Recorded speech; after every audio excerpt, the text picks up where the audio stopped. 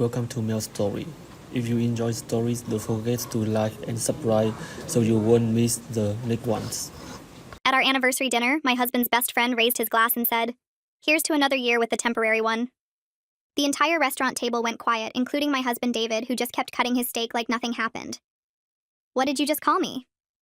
I set down my wine glass and stared at David's best friend Lucas, who was smiling like he'd made a normal toast instead of insulting me in front of 12 people. "The temporary one? That's what we call you at poker night. David knows you're just a placeholder until Natalie comes back from Japan." He said it so casually, like he was discussing the weather. Natalie was David's ex-fiancée who'd broken up with him 4 years ago to take a job in Tokyo. We'd been married for 3 years. "David, what is he talking about?" My husband finally looked up, but he was looking at Lucas, not me. "You weren't supposed to mention that here." Not that it wasn't true, just that Lucas wasn't supposed to mention it here. At our anniversary dinner. That I'd planned for weeks. Lucas laughed and took another sip of the wine I'd specially ordered.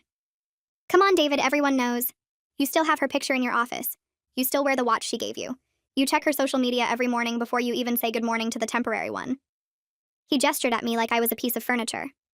"Her name is Jennifer. We're married."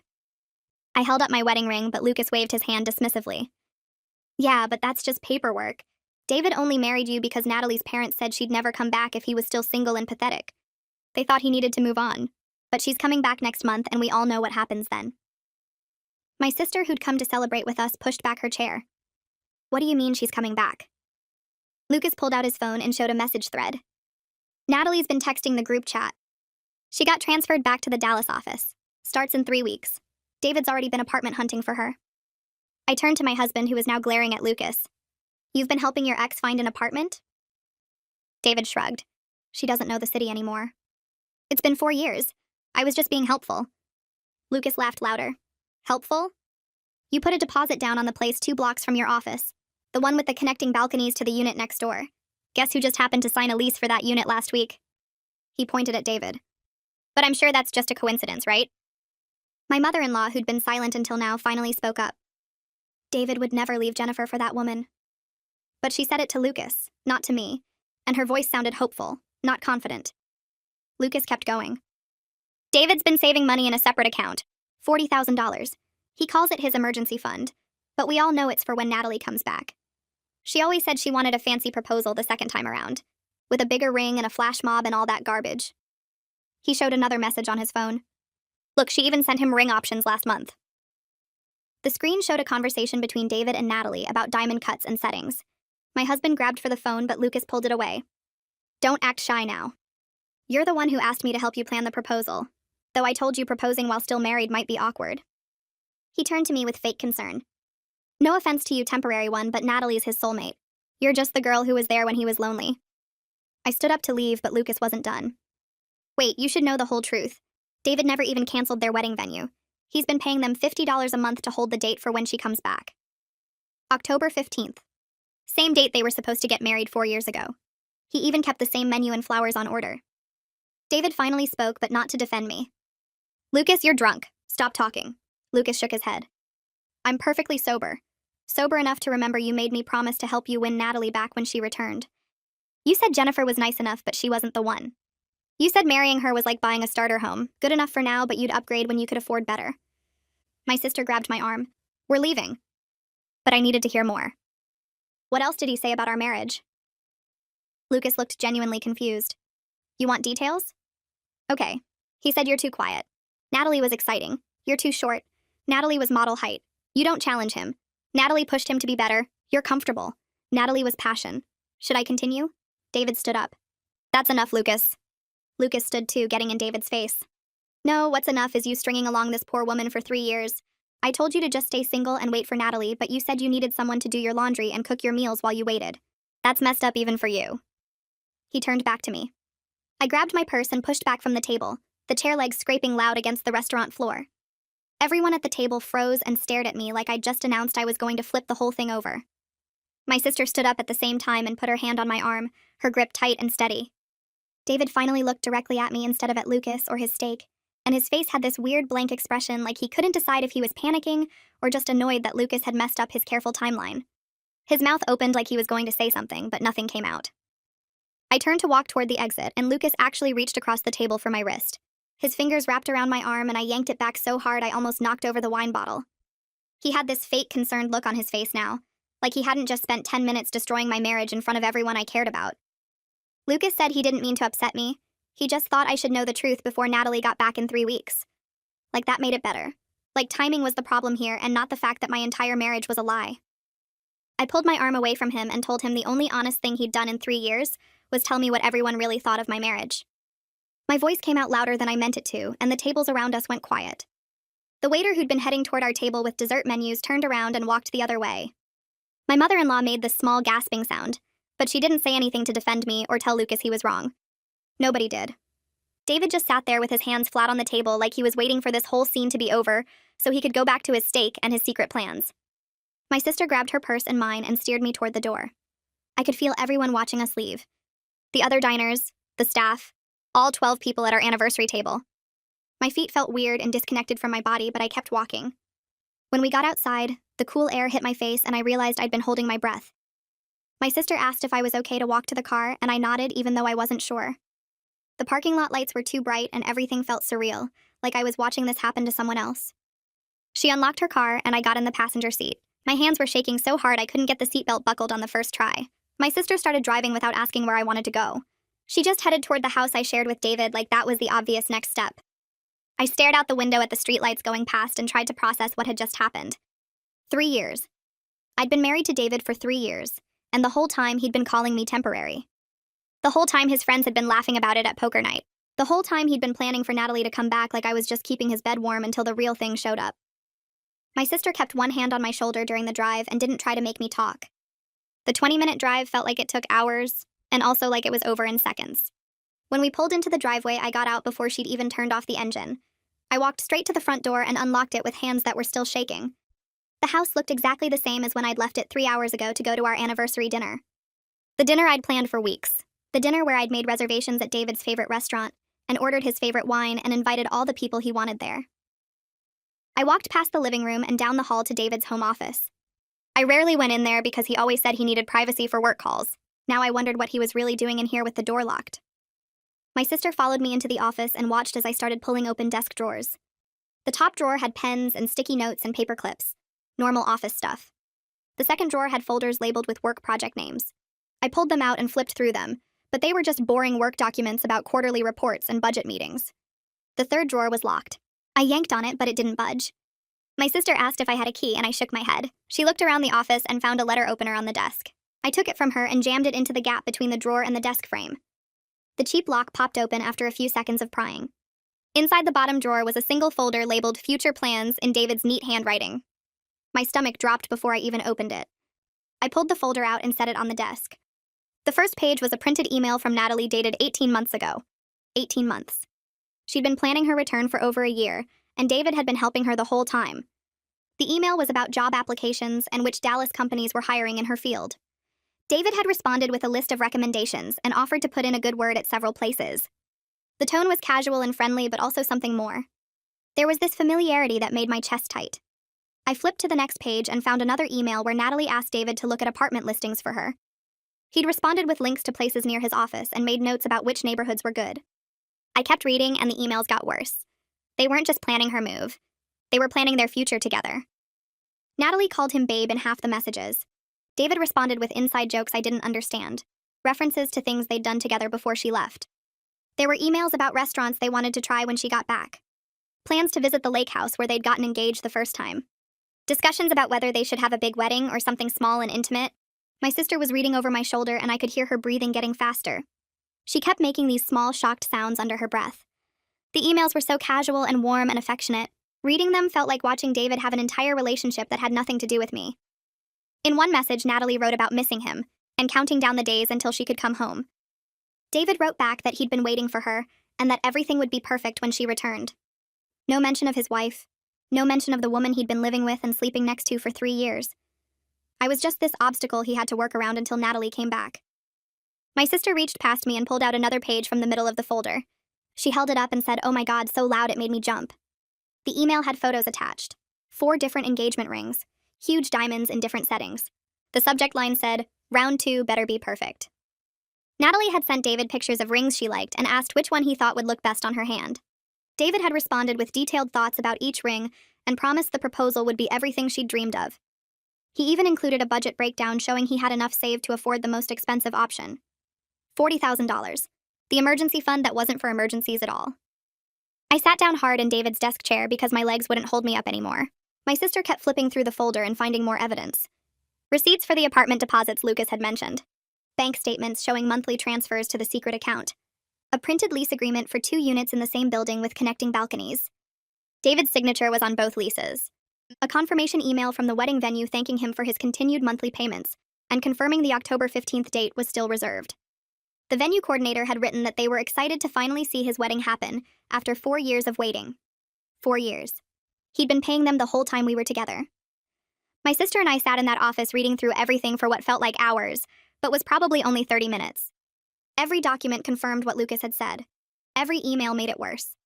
This wasn't just David staying friendly with an ex. This was David maintaining a whole relationship while pretending to be married to me. This was David treating our marriage like a temporary job he had to do until his real life could start. I thought about all the times he'd been distant or distracted. All the times he'd said he was working late. All the mornings he checked his phone before saying good morning to me. He'd been checking for messages from Natalie, counting down until she came back. We heard the front door open and both jumped.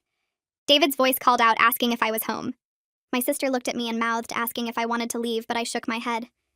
I needed to hear him try to explain this. I needed to watch his face while he told me whatever lies he'd prepared on the drive home from the restaurant. David's footsteps came down the hall and stopped in the office doorway. He looked at me sitting in his chair, then at my sister standing next to the desk, then at the open folder with papers spread everywhere.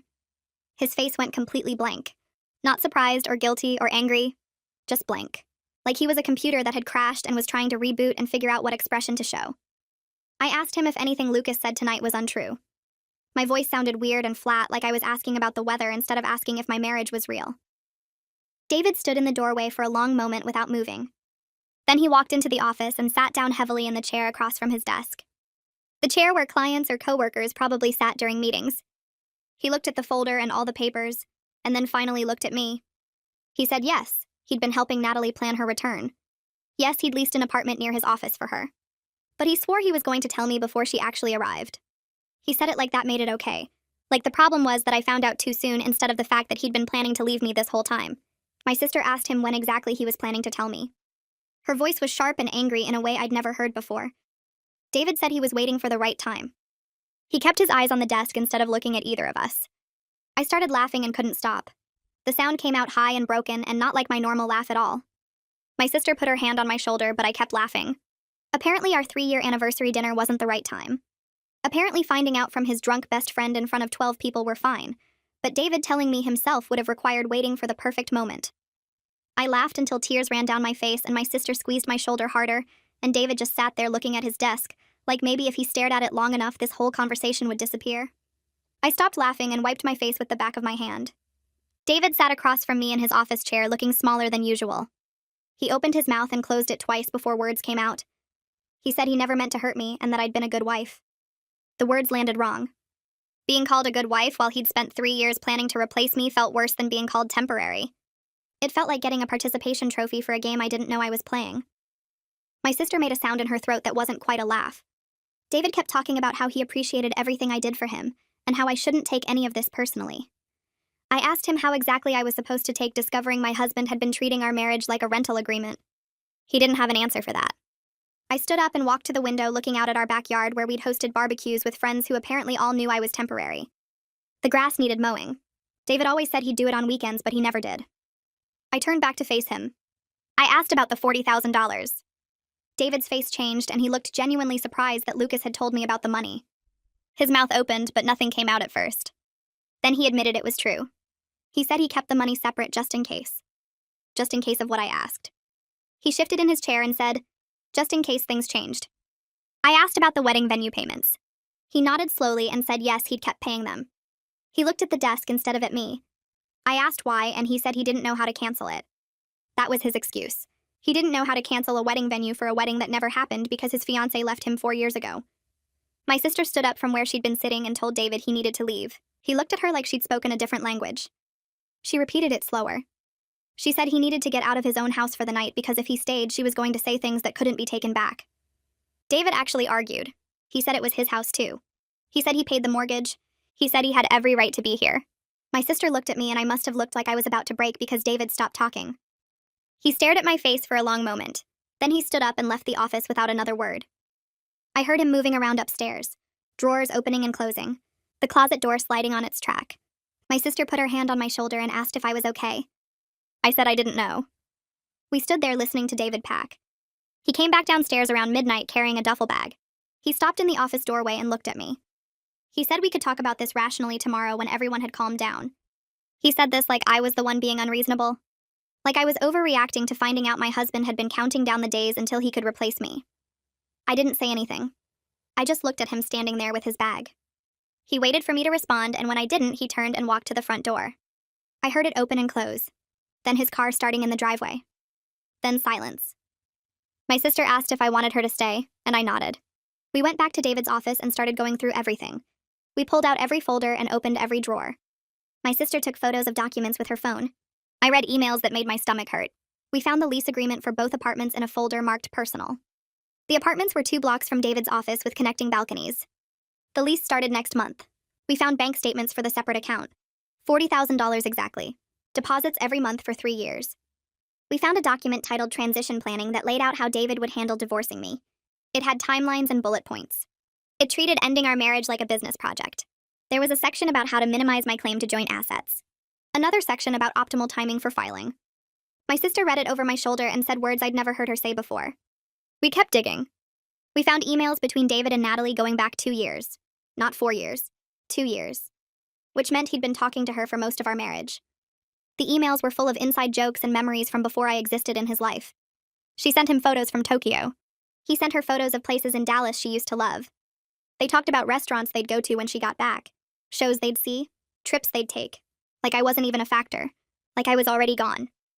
We found the contract with the wedding venue. David had been paying them $50 a month to hold October 15th. The same menu they'd planned 4 years ago. The same flowers. The same everything. He'd kept their entire wedding frozen in time waiting for her to come back. My sister and I worked until 3 in the morning. We made copies of everything. We organized it into folders. She labeled them with her neat handwriting. Evidence, financial, communications, timeline. By the time we finished, the sun was starting to come up. I felt hollowed out. Like someone had scooped out my insides and left just the shell. My sister made coffee and we sat at the kitchen table not talking. The house felt different now. It didn't feel like mine anymore. Maybe it never had been. The next morning I called my boss. My voice kept breaking while I explained I needed a personal week. I said there was a family emergency. She asked if everything was okay, and I said it would be. That felt like a lie, but I said it anyway. She told me to take the time I needed and not to worry about work. An hour later, my phone rang. It was Saki from work. She said my boss mentioned I sounded upset. I tried to explain and ended up crying so hard I couldn't get words out. Saki waited on the line until I could breathe again. Then I told her everything. The anniversary dinner, Lucas, the temporary one, the apartments, the money, the wedding venue, the emails, all of it. She listened without interrupting. When I finished, she said I could stay at her place for as long as I needed. She said she and Dominic had a guest room and I should pack a bag and come over today. I started packing right after we hung up. My sister helped me sort through the closet, figuring out what was mine versus what David had bought me. She made lists. She took photos of everything in the house. She treated the whole thing like a military operation, which helped me focus on tasks instead of feelings. I pulled clothes off hangers and folded them into boxes. I packed shoes and jewelry and books. I took photos off the wall that my parents had given me. I left the wedding photos. David called 6 times that morning. I watched my phone light up with his name and didn't answer. He finally sent a text. It said we needed to discuss this like adults. It said he thought I was overreacting. I took a screenshot and sent it to my sister. She responded with angry face emojis. Then she texted back asking if David actually thought finding out about his secret divorce plan was an overreaction. I didn't have an answer. At noon, Saki and Dominic showed up with their SUV. Dominic took one look at my face and gave me a hug without saying anything. Then he started loading boxes. He and my sister worked together carrying stuff down the stairs. Saki stayed with me in the bedroom helping me pack the last of my things. She asked if I was sure I wanted to leave and I said I'd never been more sure of anything. Having people who just helped without needing explanations made me cry again. Saki handed me tissues and kept folding clothes. Dominic made 3 trips to the car. My sister labeled every box. We worked together like a team, and by 1 in the afternoon, everything I owned was loaded in their SUV. We're almost done loading the last box when David's car pulls into the driveway. The engine cuts off and I freeze with my hand on the SUV door. My sister stops mid-step carrying a bag of my shoes. Dominic keeps walking toward the car like nothing's wrong, but I can see his shoulders tense up. David gets out and stares at the loaded vehicle and all my stuff packed inside. His face goes through about 5 different expressions before settling on shocked. He walks toward me with his keys still in his hand. "Where are you going?" I close the SUV door and turn to face him. "Somewhere I'm not considered temporary." His mouth opens, but nothing comes out for a second. He looks at the boxes and bags and then back at me. "You can't just leave. We need to talk about this." Dominic comes back for the last box sitting on the porch. It's the one with my books and photo albums. David moves to block him from picking it up. "We need to talk about this before she makes any rash decisions." Dominic sets down the box he was carrying from the house and looks at David. His voice stays completely calm, but there's something underneath it that makes the hair on my arms stand up. "Step aside." David doesn't move at first. He's taller than Dominic, but Dominic has this look on his face that says he's done being polite. I said step aside. David moves. He actually steps back and lets Dominic pick up the box. I watch my husband back down from another man in our own driveway and feel absolutely nothing. Dominic loads the final box and closes the SUV hatch. My sister gets in the driver's seat and starts the engine. I'm about to get in when I realize I need to ask him something. I turn back to David, who's standing there looking lost. "Did you ever actually love me, or was I just convenient?" He opens his mouth right away like he's going to say, "Of course he loved me." But then he stops. He looks at me and I can see him trying to figure out what answer will make this better. The seconds stretch out. 5 seconds, 10 seconds, 15. My sister leans out the window. "Jennifer, we need to go." David finally speaks, but I'm already climbing into the SUV. My sister pulls out of the driveway before I can hear whatever excuse he's about to make. I don't look back at the house. I don't look at David standing in the driveway. I just watch the street ahead of us and try to remember how to breathe. Saki's downtown loft takes up the entire top floor of an old converted warehouse. The guest room is bigger than the bedroom I shared with David. It has huge windows that look out over the city and exposed brick walls and hardwood floors that shine in the afternoon light. Saki and Dominic bring up my boxes while I stand in the middle of the room trying to process that this is where I live now. They set up my stuff without asking me where things should go. Saki hangs my clothes in the closet. Dominic puts my books on the built-in shelves. My sister makes the bed with sheets Saki pulled from a linen closet that's bigger than my old bathroom. When everything is unpacked, they leave me alone. The door closes and I'm standing in this beautiful room that doesn't feel like mine. I lie down on the bed and stare at the ceiling. The paint has a texture pattern that looks like waves. I follow the lines with my eyes and try to figure out who I am without David. I was Jennifer, who worked in marketing and liked coffee with too much cream. Then I became Jennifer, who was married to David. Now I'm Jennifer, who got left for an ex-fiancé, except David hasn't actually left me yet, because the ex-fiancé hasn't arrived yet. I'm Jennifer, who found out at her anniversary dinner that her husband calls her temporary. I close my eyes, but I can still see Lucas's face when he said it. That casual smile like he was commenting on the weather. I can see David cutting his steak and not looking at me. I can see the ring on my finger that suddenly felt like it weighed nothing at all. That evening, Saki knocks on the door and brings in a plate of food. Pasta with vegetables and chicken. It smells good, but my stomach feels like it's been replaced with concrete. She sits on the edge of the bed while I pick at a piece of chicken. My first marriage ended badly, too. I look up at her. I didn't know Saki had been married before Dominic. She's always seemed so put together and happy. He cheated with my sister. Found out when I came home early from a work trip. I set down my fork. That's horrible. She shrugs. It was 10 years ago. Feels like a different lifetime now. She watches me push pasta around on my plate. The person you are right now, completely broken, isn't the person you'll be in 6 months. I promise you that. I want to believe her, but I can't imagine feeling normal again. I can't imagine waking up and not immediately remembering that my husband has been planning to leave me since before we even got married. How did you get through it? Saki thinks for a minute. I let myself fall apart for a while. Then I started putting myself back together piece by piece. Some days I could only manage one piece. Some days I couldn't manage any pieces at all. But eventually I had enough pieces back together that I could function again. She stands up and takes my plate even though I've barely eaten anything. You don't have to be okay right now. You just have to survive today. Tomorrow, you can survive tomorrow. The next morning, I call Miles Carver. My sister found him through someone she went to law school with. His assistant answers, and I explain that I need a divorce attorney. She asks if I can come in today. And I almost laugh because yes, I can definitely come in today since I took the entire week off work. But she says the earliest appointment is in 3 days. Wednesday at 2 in the afternoon. I write it down even though I know I'll remember. 3 days feels like forever, but also not nearly enough time to prepare for officially ending my marriage. I spend those 3 days going through my bank accounts on my laptop. David and I have a joint checking account and a joint savings account. I look at the balances and realize how much I've been depending on his salary. We put both our paychecks into the joint account, but his is almost double mine. The savings account has $42,000 in it. I contributed maybe $12,000 of that over 3 years. The rest is David's money. Money he earned while planning to leave me.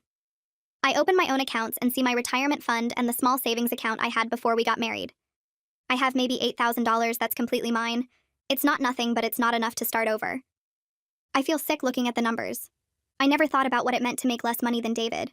I never thought about what would happen if we split up and I had to support myself on just my salary. I was stupid. I trusted him completely, and that was stupid. My sister comes over on Tuesday morning. We drive to a bank downtown that's not the one David and I use. The woman who helps us open my new account is maybe 60 with reading glasses on a chain. She doesn't ask why I'm opening a solo account when I already have joint accounts. She just processes the paperwork and sets up my new checking and savings. My sister helps me calculate how much of our joint savings is actually mine. We figure out my contributions versus David's contributions. It comes out to about $14,000 when you factor in 3 years of deposits. I transfer $14,000 from our joint savings into my new savings account. The transaction takes less than 5 minutes. $14,000 moves from one account to another with a few clicks on the bank woman's computer. David calls me 2 hours later. I watch his name light up my phone screen. It rings 4 times before going to voicemail. He calls back immediately. This time I answer. You stole from me. I don't say anything. You took money out of our savings account. That's theft, Jennifer. I look at my sister who's sitting across from me at Saki's kitchen table. She nods. I took my portion of the savings.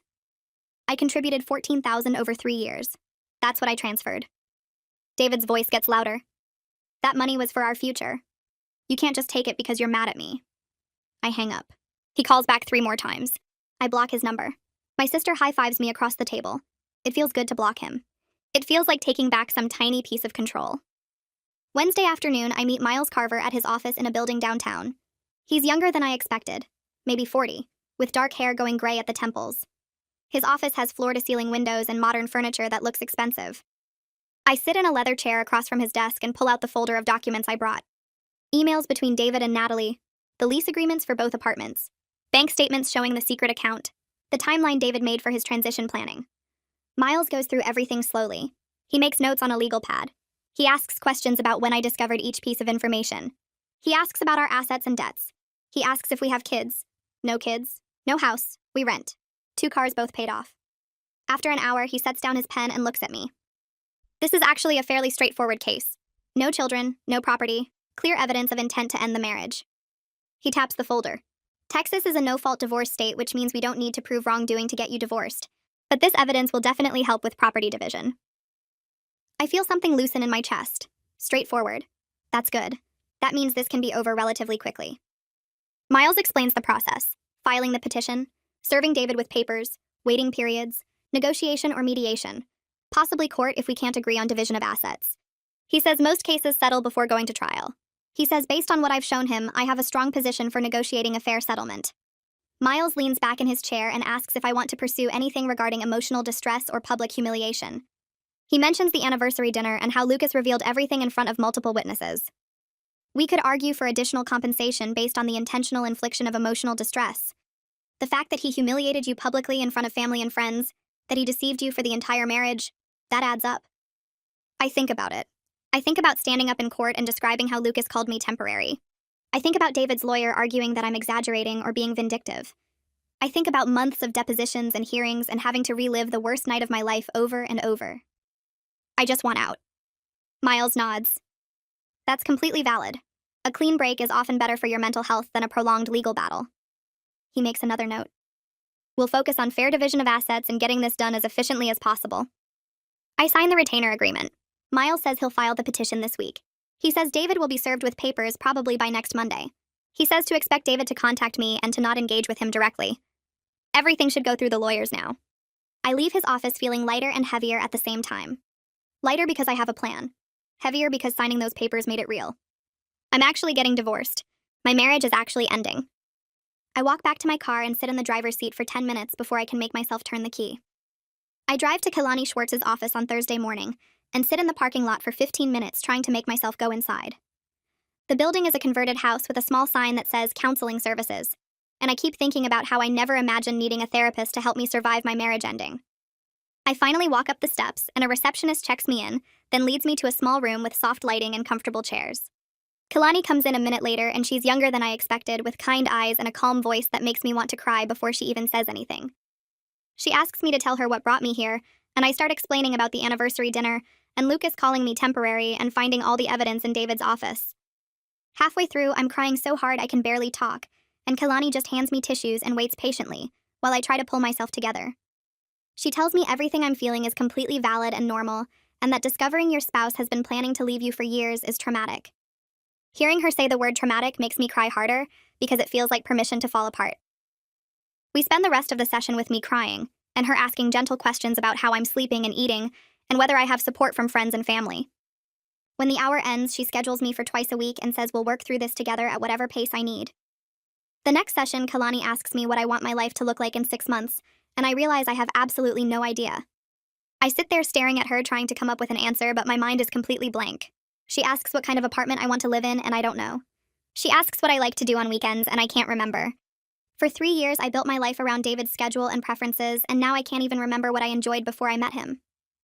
Kalani writes something in her notebook and tells me that's actually very common in relationships where one person's needs dominate everything.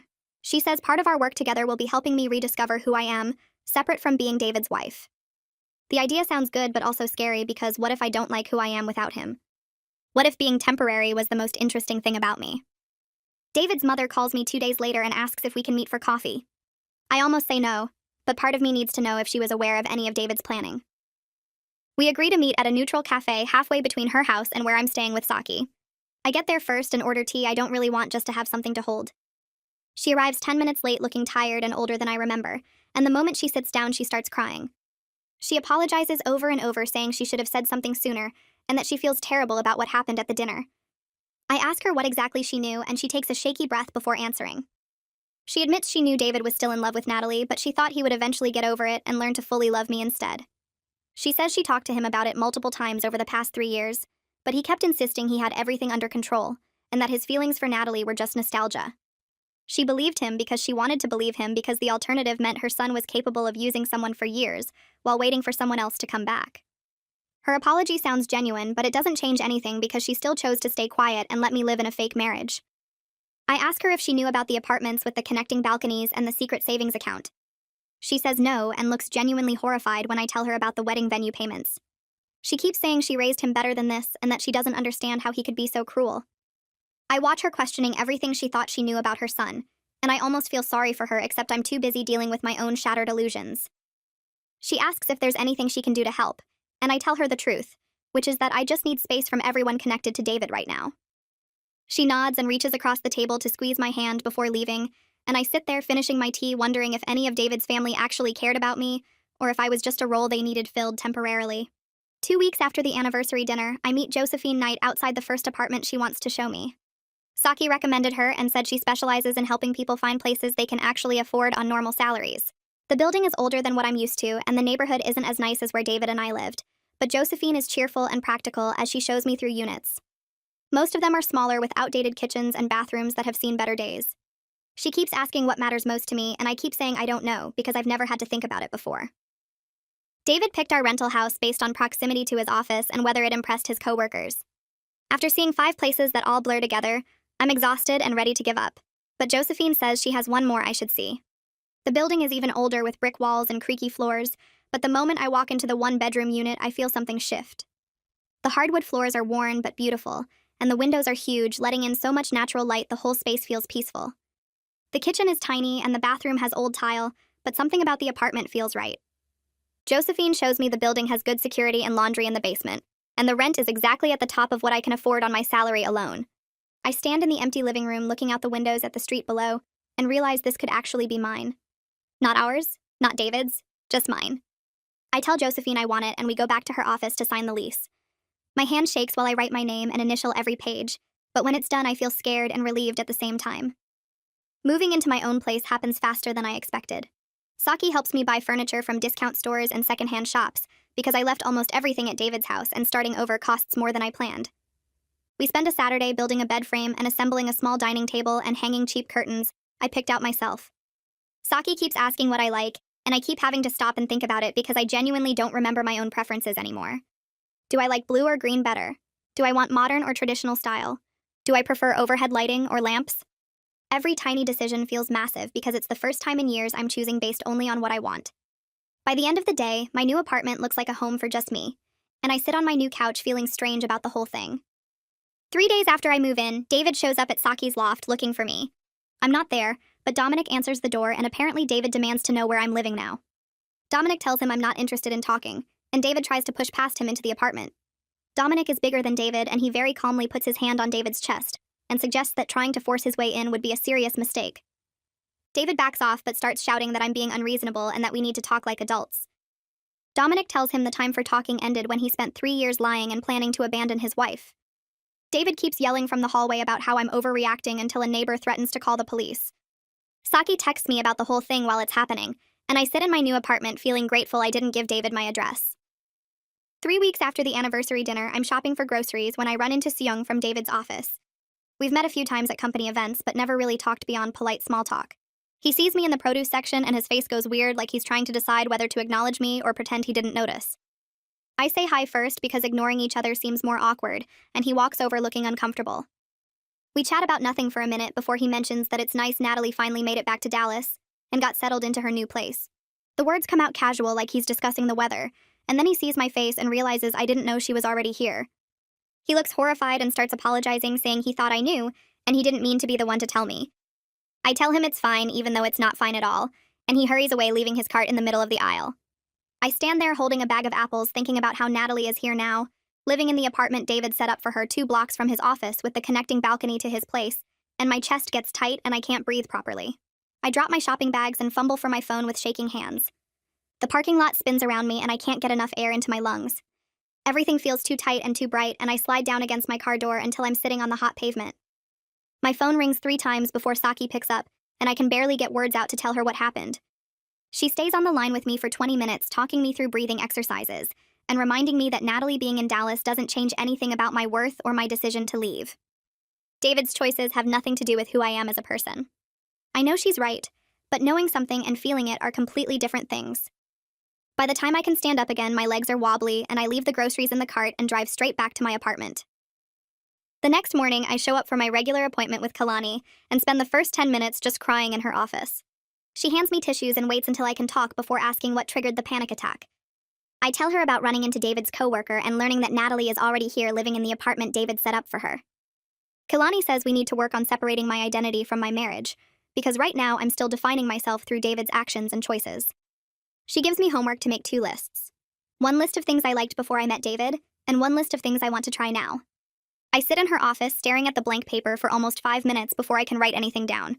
I used to like photography, but I stopped when David said it was a waste of money. I wanted to take cooking classes, but David preferred eating out. I enjoyed hiking, but David thought it was boring. Every item on my list comes with a memory of David dismissing it or talking me out of it. Kalani watches me struggle and says that's exactly the problem. I've spent 3 years molding myself around someone who was planning to leave me the whole time.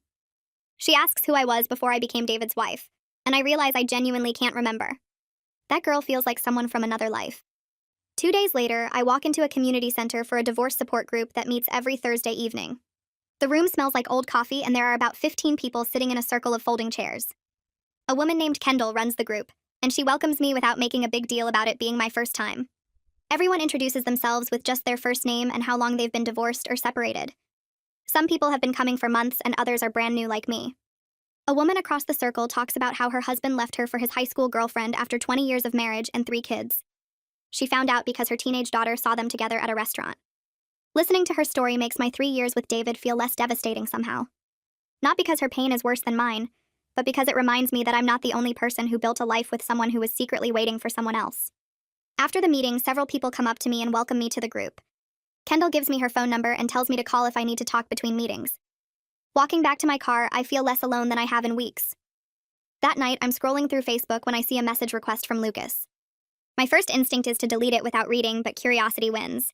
He's written several paragraphs apologizing for what he said at the anniversary dinner.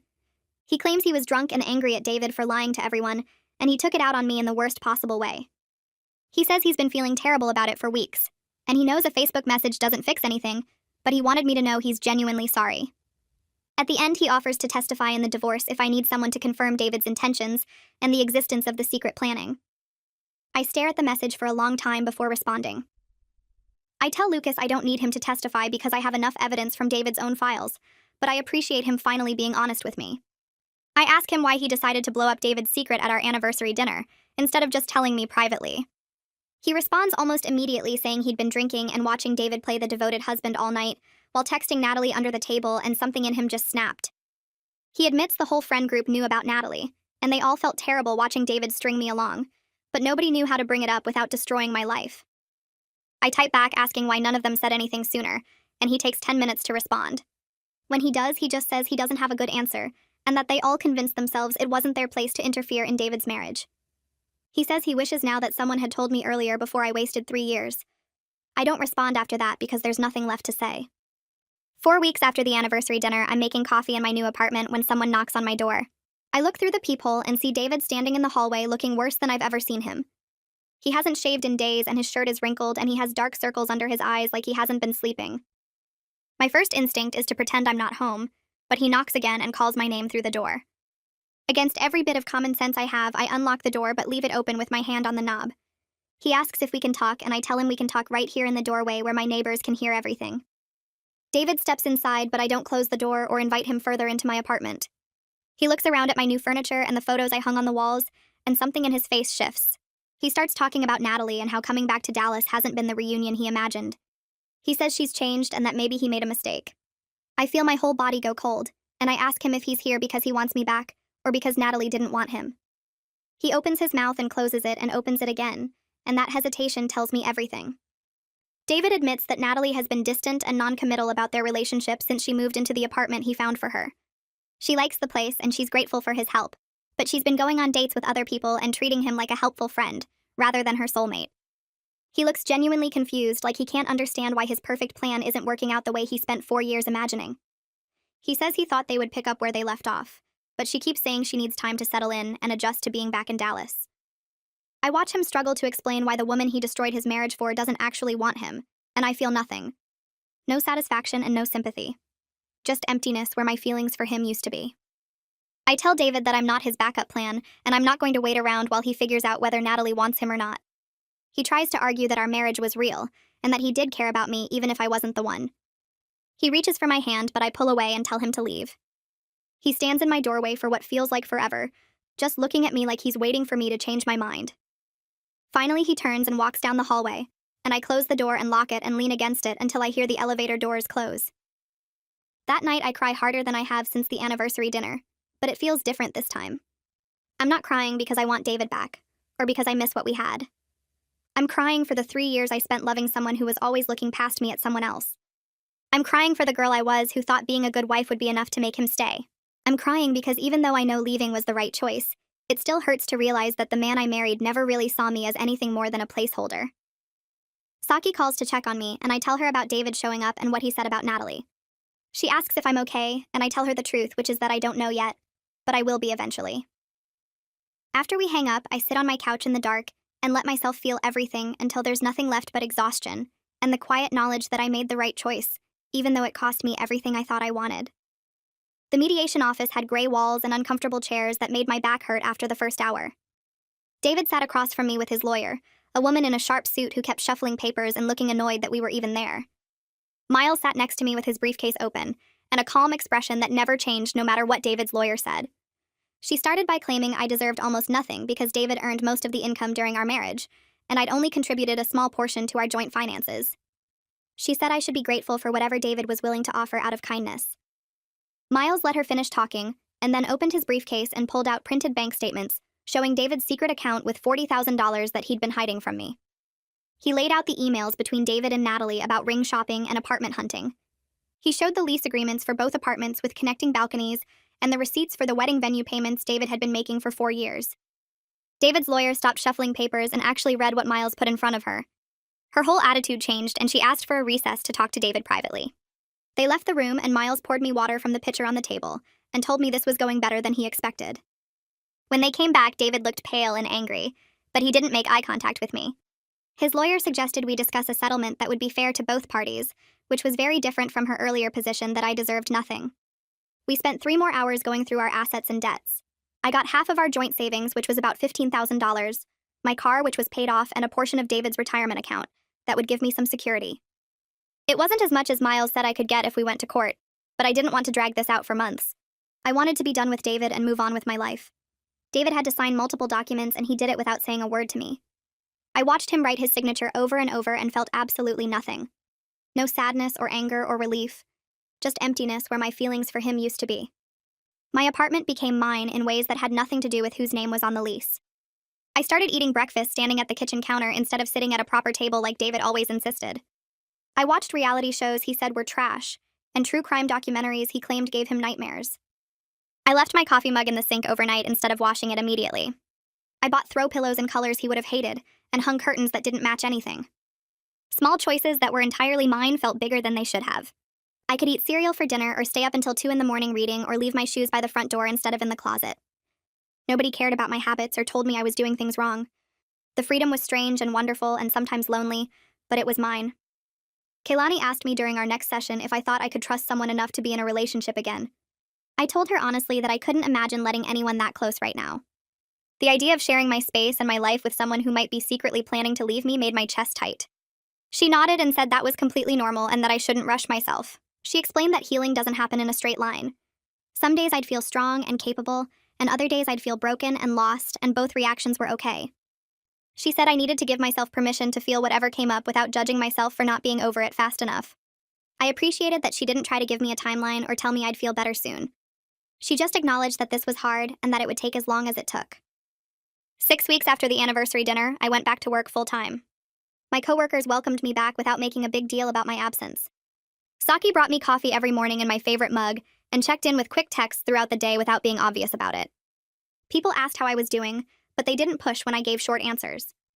Having somewhere to go every day and tasks to focus on helped more than I expected. Work gave me structure and purpose when everything else in my life felt uncertain.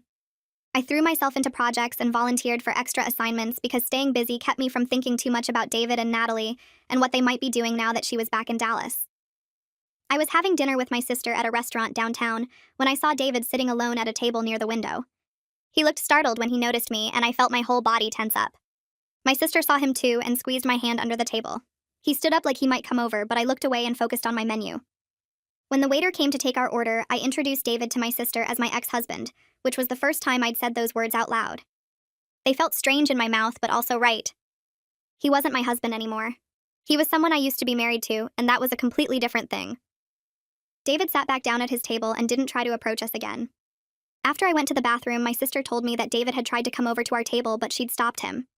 She said she told him to leave me alone and let me enjoy my dinner in peace. She said he looked like he wanted to say something important, but couldn't find the right words. I was grateful I didn't have to deal with whatever speech he was preparing.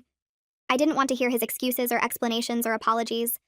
I just wanted to eat dinner with my sister and not think about him at all. 7 weeks after everything fell apart, David's mother called and asked if we could have dinner one last time. I almost said no, but something in her voice made me agree.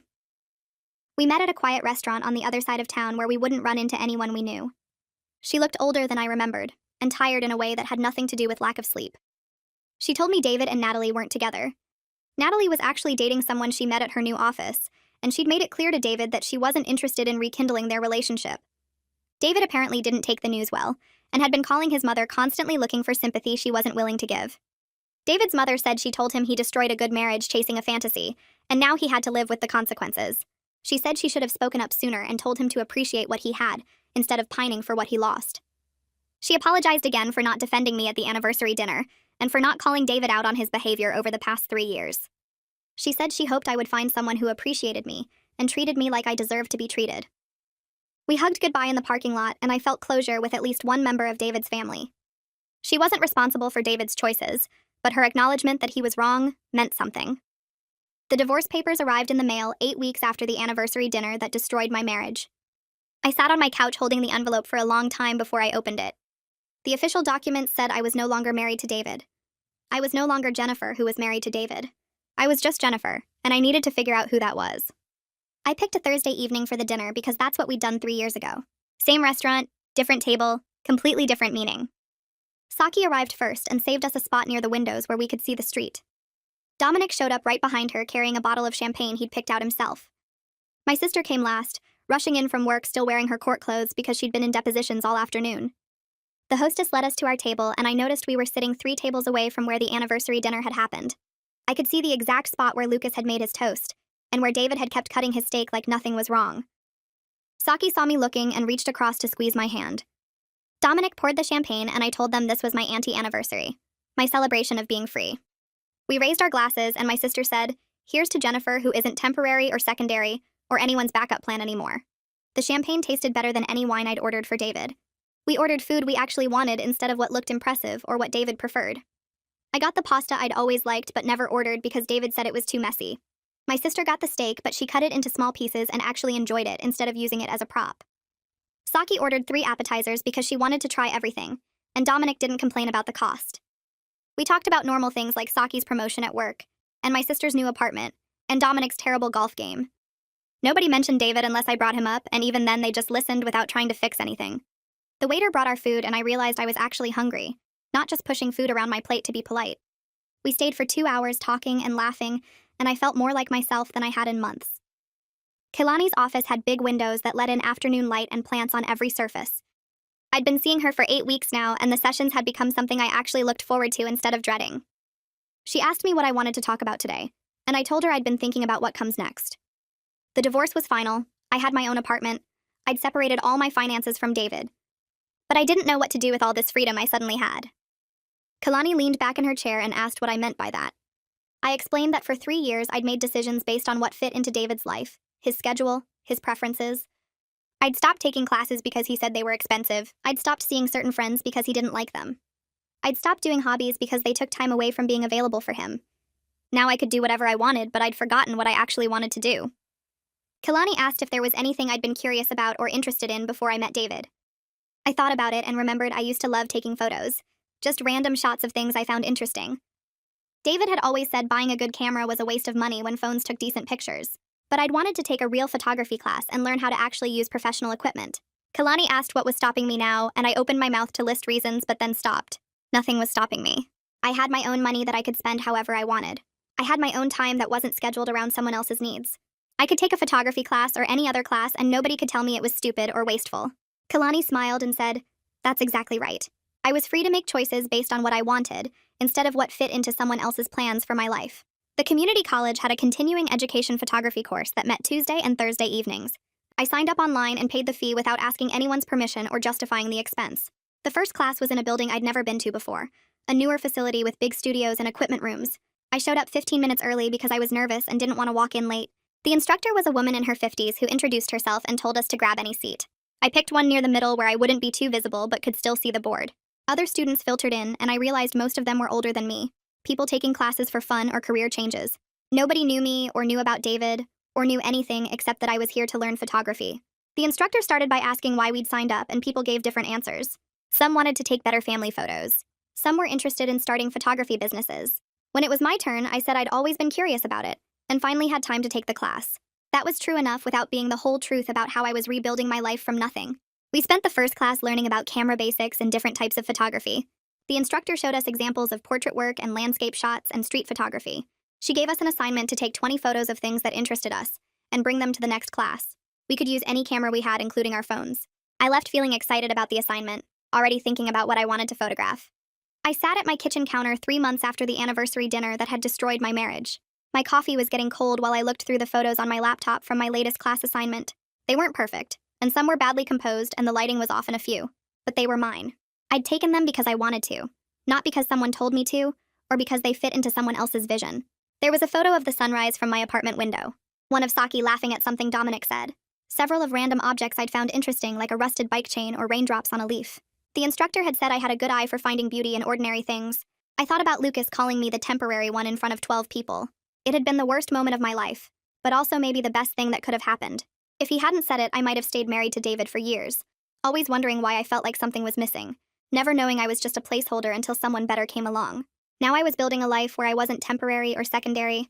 I wasn't waiting for someone to decide I was good enough, or comparing myself to whoever came before me. I was just Jennifer, and that was enough.